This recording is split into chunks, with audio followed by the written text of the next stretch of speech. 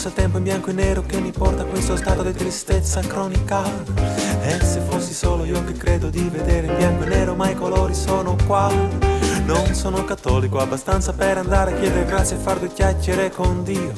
Non sono abbastanza democratico per chiedere alla vita cosa sono diventato io. Ma forse è una mentalità che mi fa male, sai. La gente si lamenta perché non c'è più la Rai. Evviva la dittatura, evviva la polizia che picchia a fare rumore, mi disturba e poi va via. 40 anni se mi guarderò allo specchio penserò che poi non è poi così male. Oggi se mi guardo nello specchio penso che mi è andata male, spero che poi passerà. E se l'unica risoluzione ad ogni enigma è semplicissimo e banale non pensare, smettere di vivere la vita come fosse una canzone e andare via per la città. Ma forse è una mentalità che mi fa male, sai.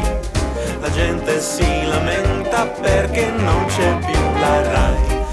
Evviva la dittatura, evviva la polizia che picchia a fare rumore, mi disturba e poi va via.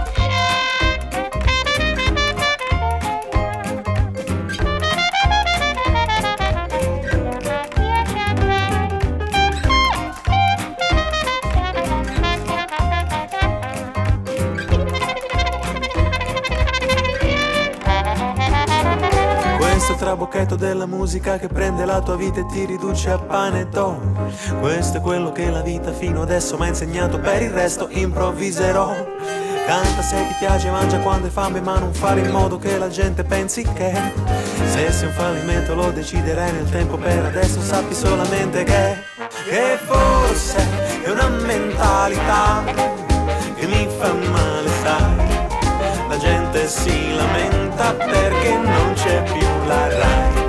Evviva la dittatura, evviva la polizia che picchia a fare rumore, mi disturba e poi va via. Forse è una mentalità